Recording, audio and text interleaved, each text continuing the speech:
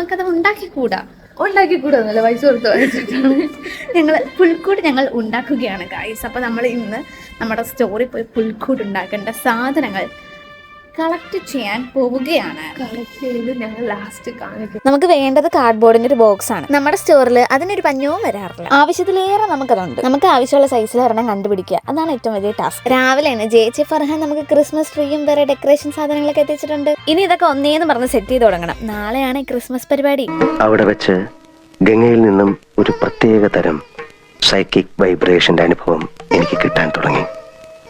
വേദനയോടെ ഞാൻ മനസ്സിലാക്കി, ഞാൻ അന്വേഷിച്ച് നടക്കുന്ന മാടമ്പിള്ളിയിലെ യഥാർത്ഥ മനോരോഗി എന്റെ അടുത്ത് നിൽക്കുന്ന ഗംഗയാണെന്ന്. എല്ലാം കൂടി ഒരുമിച്ച് കണ്ട സന്തോഷത്തിൽ നിശ്ചയമാടം ഒരു ഗംഗയായി മാറിക്കൊണ്ടിരിക്കുകയായിരുന്നു. ഒട്ടും താമസിക്കാതെ തന്നെ ഞങ്ങളുടെ കലാപരിപാടികൾ തുടങ്ങി.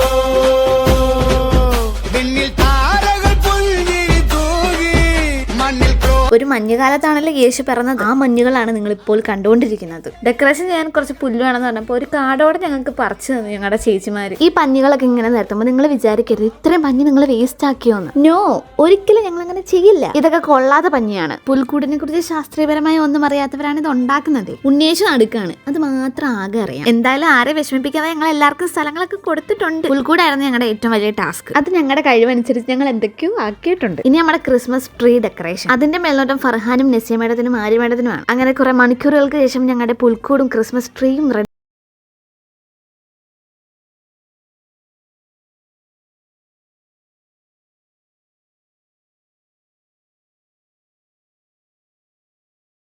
അപ്പൊ എല്ലാവർക്കും ഹാപ്പി ക്രിസ്മസ്.